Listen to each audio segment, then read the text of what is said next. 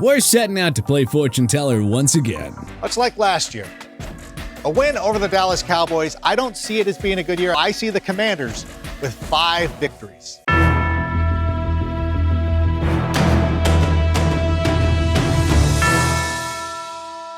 It's time for us to peer once more into our crystal ball and see how the final regular season standings will look come January. Arizona Cardinals, 4-13. The Cardinals went 4-13 a year ago with Kyler Murray making 11 starts. Well, he's gonna miss time in 2023 recovering from a torn ACL he suffered last December. So it's hard to be optimistic about the Redbirds improving last year's win total without their top QB. The Atlanta Falcons, 8-9. The Falcons have the league's easiest strength of schedule for 2023, so why don't we have them down for more W's? Well, like last year, they play in football's worst division, and all 4 NFC South clubs are gonna get their fair amount of bites of the apple. Also, Desmond Ridder is the great unknown at quarterback. If he exceeds expectations, the Falcons will be a playoff contender, but we gotta see it to believe it, so let's put Atlanta down for 8 W's right now. Baltimore Ravens, 10-7.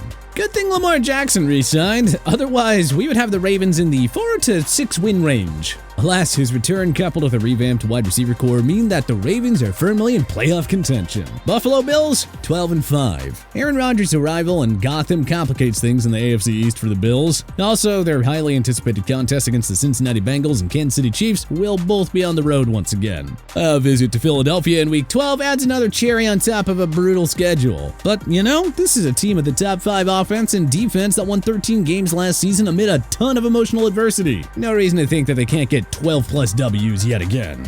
Carolina Panthers, 8-9. Carolina won 7 games last year with Baker Mayfield, Sam Darnold, and PJ Walker as their quarterbacks. Well, first overall pick Bryce Young can only be an upgrade over those 3 guys. Even if Young struggles aplenty as a rookie, Carolina's ferocious defense and powerful ground game is enough to keep them in the playoff race. Chicago Bears, 5-12. The Bears were the NFL's worst team a year ago. With unofficial franchise owner Aaron Rodgers out of the division, the Bears go from 2 automatic losses to 2 coin flip games. So hey, that kind of helps. They won't be a playoff team, but the Bears will show signs of improvement in year 3 of the Fields era. Cincinnati Bengals, 11-6. The Bengals have a daunting slate of games from week 6 to 13, but it's not like Joe Burrow and company aren't battle-tested. They overcame slow starts and caught fire in the second half in both 2021 and 2022. They should be peaking by the time they get into the meaty part of that schedule. Cleveland Browns, 7-10. Deshaun Watson looked horrifically rusty upon his return to the field last year. If he bounces back and regains his Houston-like form, the Browns will be a sleeper in the AFC, but that is a big if. Dallas Cowboys, 11-6. The Cowboys don't have a breather period in any part of their schedule. But the Cowboys are also one of the deepest teams in football, having finished 12-5 in back-to-back years. They probably won't hit 12 W's again, but there is too much talent here for them to fall short of double-digit victories. Denver Broncos, 8-9. Sean Payton's arrival can only help the Broncos improve after a disastrous first season with Russell Wilson. Just how much will Payton help? Well, you know, that remains to be seen. We wouldn't be overly shocked if the Broncos lived up to their potential and made the postseason, but the AFC is too loaded and they have to play Patrick Mahomes and Justin Herbert 4 frickin' times. There will be improvements in Mile High City, but the unforgiving schedule leaves us very skeptical that the Broncos will actually make the postseason. Detroit Lions, 10-7. Is this the year the Lions finally break through and emerge as the kings of the NFC North? Let's just say Aaron Rodgers' departure make things that much easier. A season opener at KC, followed by a home meeting with Seattle, is not an ideal start, but the schedule eases down from there. Detroit's first double-digit win season since 2014 feels like a safe bet to happen. Green Bay Packers, 6-11. The Pack went 8-9 in the final season of the Aaron Rodgers era with a manageable schedule. Even if Jordan Love ends up being the guy, we are skeptical that he puts it all together in year 1 as the QB. This will be a year of growing pains for the Pack, who aren't anywhere close to contending for a playoff berth. Houston Texans, 5-12. The Texans are still in rebuilding mode, led by rookie quarterback C.J. Stroud, but they also have the 3rd easiest strength of schedule, so DeMeco Ryans' squad is bound to improve last year's win total. Playing in the relatively weak AFC South should buy Houston a couple of extra wins compared to previous years. Playing the entire NFC South, football's worst division, and the Arizona Cardinals also will work in the Texans' favor. Indianapolis Colts, 4-13. Like the Texans, the Colts will benefit from A, playing in the AFC South, and B, playing the entire NFC South. But this is still a lousy roster that is also fielding a rookie quarterback in Anthony Richardson. The Colts' schedule is also up there with the easiest in football, but they also have a real chance of being the NFL's worst team in 2023. So we're feeling pretty good about putting them down for as many wins as last year's squad. Jacksonville Jaguars, 11-6. A sneaky note about the Jaguars roster: they'll be the home team for their toughest games, namely against the Chiefs, 49ers, Bengals, and Ravens. Their Week 5 game against the Bills will be played in the neutral site of London, so that too works in Jacksonville's favor. Jacksonville won the AFC South with a 9-8 record last year. They are primed to take that next step with Trevor Lawrence and Doug Peterson leading the charge in year 3. Anything less than 11 wins should be considered a disappointment. Kansas City Chiefs, 12-5. With a manageable schedule, 5 losses might feel a bit excessive for KC, but their division should be tougher this time around. And there are a few questions there at receiver and in the secondary. A season series split with the Chargers feels pretty likely. Home games versus the Bengals and Bills, who have dominated KC in regular season play, are no gimmies. A Week 15 visit to New England is by no means a cakewalk either, but when all is said and done, KC will cruise to a 6th straight season of 12+ wins.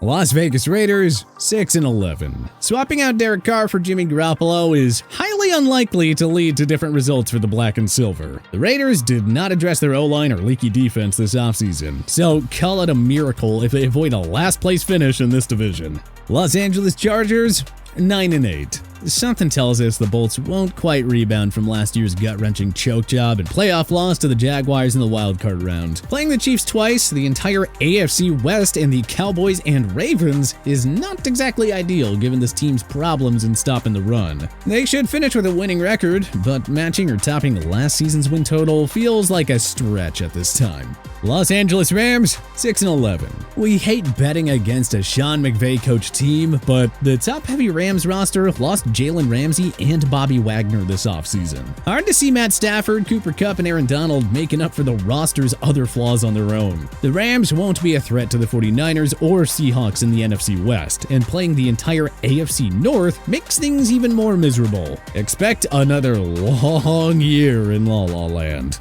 Miami Dolphins, 9-8. We really want to put Miami down for double-digit wins, but the AFC is just too stacked with quality teams, and there are only so many W's to go around in that conference. Nonetheless, a healthy Tua Tagovailoa can make a difference and keep Miami in playoff contention. Minnesota Vikings, 9-8. The law of averages state that the Vikings will regress after winning 11 one-score games last season, an NFL record. That, coupled with all the question marks on defense, suggests they'll be closer to a 7-9 win team in 2023 after going 13-4 last season. But with too much offensive firepower, they should finish above 500 again. New England Patriots, 8-9. If Bill O'Brien can help Mac Jones regain his strong 2021-like form, the Pats will be contenders. That's a big if, though. Jones is the 4th best quarterback in the AFC East. So can the Patriots really make some noise in that gauntlet of a division?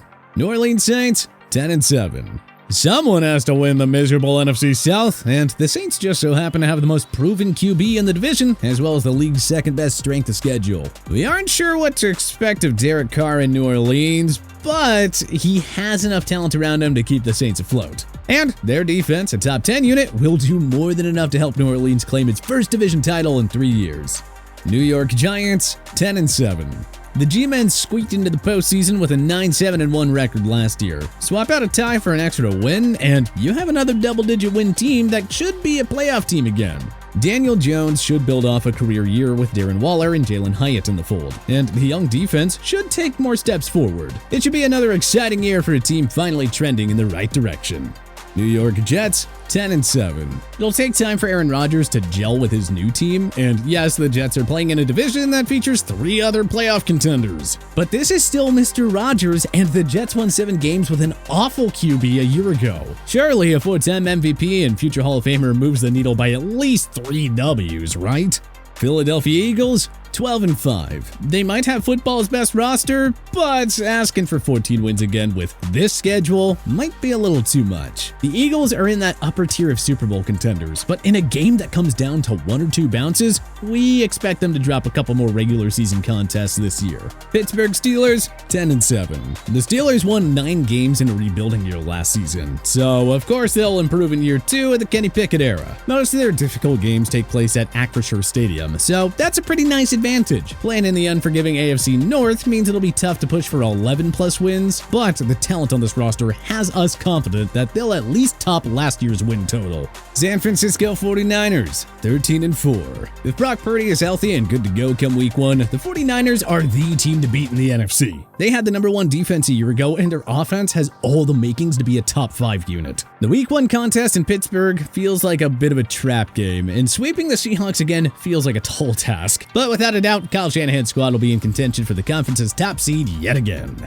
Seattle Seahawks, 11-6. The Seahawks crushed the draft and added Bobby Wagner and Draymond Jones to their front 7. They should definitely top last year's win total of 9 and push for the conference's top seed. With questions in the secondary, the Hawks will take some time to gain their top form. So 11 wins feels like a pretty safe guess here. Tampa Bay Buccaneers, 5-12. The Bucs went 8-9 last year with Tom Brady as their QB. Now, they have the worst quarterback room in the conference, and core players on both sides of the ball are getting up there in age. 'Twas a nice 3-year run with TB12, but the old Bucs days of mediocrity return here.